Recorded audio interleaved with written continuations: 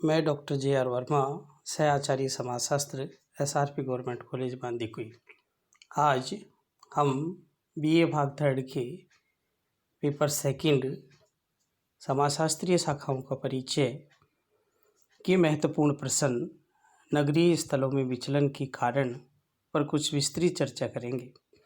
पिछले वीडियो में हमने जहां एक और विचलन किसे कहते हैं, विचलन का अर्थ एवं परिभाषाओं पर कुछ विस्तृत चर्चा की थी, उसी कड़ी को आगे बढ़ाते हुए आज हम नगरीय स्थलों में विचलन के कारण अर्थात नगरीय स्थलों में कौन कौन से कारण हैं जो समाज में विचलन की स्थिति को उत्पन्न करते हैं पर कुछ विस्तृत चर्चा करेंगे।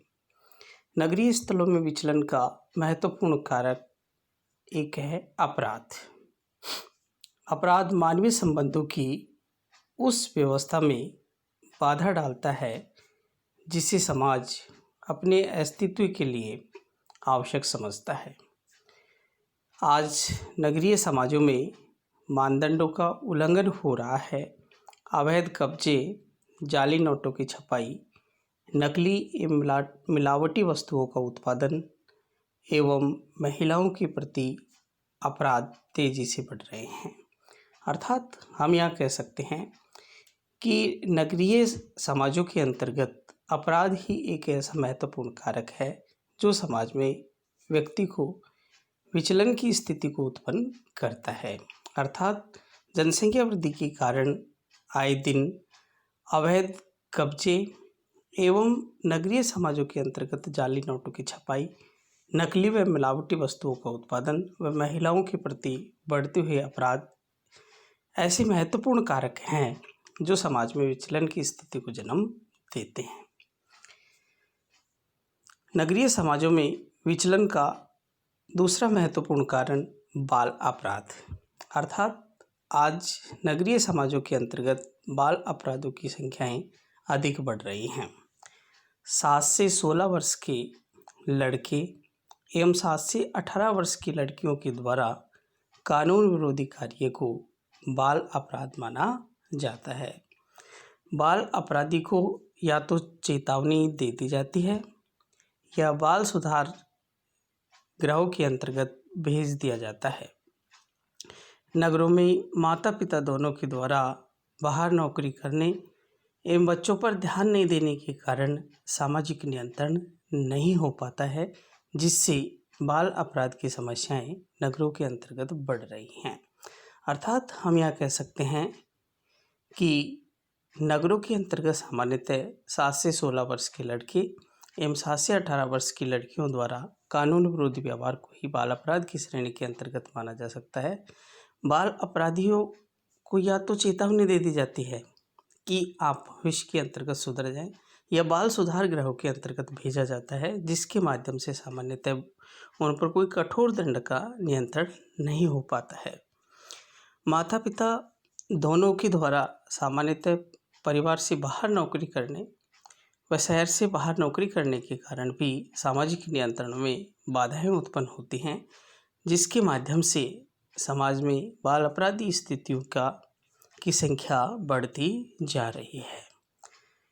जहां एक और नगरीय स्थलों में विचलन के महत्वपूर्ण कारक अपराध एवं बाल अपराध देखे जा सकते हैं, वहीं एक और महत्वपूर्ण कारक नगरीय हिंसा है।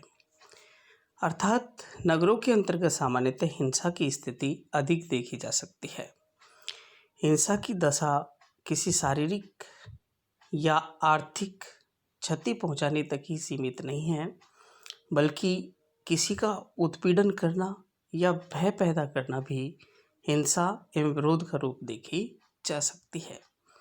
नगरीय स्तरों पर सामान्यतः निम्न आधार पर हिंसा देखी जा सकती है। पहला है गैर कानूनी रूप से आर्थिक लाभ पाने वाली हिंसा। अर्थात जो कानून के अंतर्गत नहीं है तथा व्यक्ति उसे प्राप्त करना चाहता है, वो सब हिंसा की श्रेणी के अंतर्गत माना जा सकता है। नगरीय स्तरों पर एक और आर्थिक लाभ पाने वाली हिंसा के साथ साथ महिलाओं के विरुद्ध होने वाली हिंसा। अर्थात नगरीय क्षेत्रों के अंतर्गत महिलाओं के विरुद्ध भी हिंसा की भावनाएं देखी जा सकती है। अर्थात हम यहाँ देख सकते हैं कि नगरों के अंतर्गत आए दिन महिलाओं के साथ हिंसा, छेड़छाड़ व इसी के साथ साथ लूटपाट, चोरी डकैती अर्थात चैन छीन ले जाना व कानों की बालियां तोड़ लेना आदि प्रकार की हिंसाएं देखी जा सकती हैं। श्रम के विरुद्ध हिंसा अर्थात हम यह कह सकते हैं कि नगरीय क्षेत्रों के अंतर्गत श्रम के विरुद्ध हिंसा की स्थिति भी पाई जा सकती है। अर्थात व्यक्ति अपने आप से पृथक महसूस करने लगता है। मानसिक तनाव एवं पारिवारिक विघटन व आत्महत्याएं आदि ऐसे महत्वपूर्ण कारक हैं जो समाज में नगरीय स्थिति के अंतर्गत विचलन को जन्म दे रहे हैं। अर्थात हम यह कह सकते हैं कि नगरों के अंतर्गत आए दिन विभिन्न प्रकार की हिंसाएं देखी जाती हैं। ये हिंसाएं भी समाज में विचलन की स्थिति को जन्म दे रही हैं। इसके साथ साथ हम कहें कि राजनीतिक भ्रष्टाचार अर्थात नगरों के अंतर्गत सामान्यतः भ्रष्टाचार की स्थिति भी अधिक पाई जाती है। नगरीय क्षेत्रों में विचलन का मुख्य रूप सार्वजनिक रूप से बढ़ते हुए भ्रष्टाचार के रूप में देखा जा सकता है। समाज में राजनीतिक एवं उद्योगपति एक दूसरे की होड़ में लगे हुए हैं। अर्थात हम यह कह सकते हैं कि नगरीय क्षेत्रों के अंतर्गत चाहे राजनीतिक स्तर पर देखें व चाहे औद्योगिक स्तर पर देखें तो एक दूसरे के प्रति प्रतिस्पर्धा एवं होड़ लगी हुई है। अर्थात हर व्यक्ति अपने स्तर पर आगे बढ़ना चाहता है। इसके साथ साथ राजनीतिक भ्रष्टाचार नगरीय समाज में विचलन का एक महत्वपूर्ण कारक माना जा सकता है।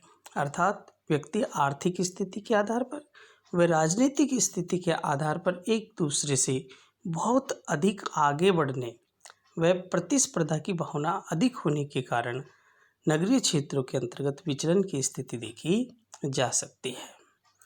जहाँ एक और नगरीय क्षेत्रों के अंतर्गत अपराध, बाल अपराध, नगरीय हिंसा व राजनीतिक भ्रष्टाचार के साथ साथ एक और समस्या है जो विचलन की स्थिति को जन्म दे देती है, वह है सांप्रदायिक तनाव।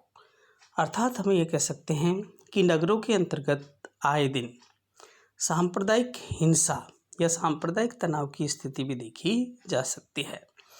भारत में संसार के सभी धर्मों के लोग साथ साथ रहते हैं, परंतु सिद्धांतहीन राजनीति के कारण लगभग सभी राजनीतिक दलों का यह प्रयत्न रहता है कि विभिन्न धर्मों के अनुयायियों के बीच पारस्परिक अविश्वास को बढ़ाकर पृथक वोट बैंक बनाए रखने की स्थिति देखी जा सकती है। अर्थात हम यह कह सकते हैं कि भारतीय समाज व्यवस्था के अंतर्गत राजनीतिक पार्टियों द्वारा अपने अपने दलों द्वारा जातीय आधार पर वोट बैंक तैयार कर समाज में विचलन की स्थिति को जन्म दे देते हैं। अर्थात वो सांप्रदायिकता को बढ़ावा दे रहे हैं, जिसके कारण आए दिन विचलन की स्थिति जन्म ले रही है। जहाँ एक और नगरीय समाज के अंतर्गत विचलन के महत्वपूर्ण कारकों में श्वेत वसन अपराध भी महत्वपूर्ण कारक माना जा सकता है। श्वेत वसन अपराध समाज में प्रतिष्ठित व्यक्तियों द्वारा किए जाने वाला वह समाज विरोधी कार्य है जिसे व्यक्ति द्वारा अपने पैसे अर्थात व्यवसाय या पद की आड़ में आर्थिक लाभ प्राप्त करने की चेष्टा देखी जा सकती है। अर्थात हम यह कह सकते हैं कि भारतीय समाज व्यवस्था के अंतर्गत नगरीय क्षेत्रों में अधिकतर प्रतिष्ठित व्यक्तियों द्वारा समाज विरोधी कार्य जिसके माध्यम से पैसे अपने पद पर रहते हुए रिश्वतखोरी आदि की भावना अधिक जन्म ले रही है। आर्थिक लाभ प्राप्त करने की ओट में वो घूसखोरी, जालसाजी, कालाबाजारी, तस्करी आदि को विशेष महत्व देने लगे हैं, जिसके माध्यम से समाज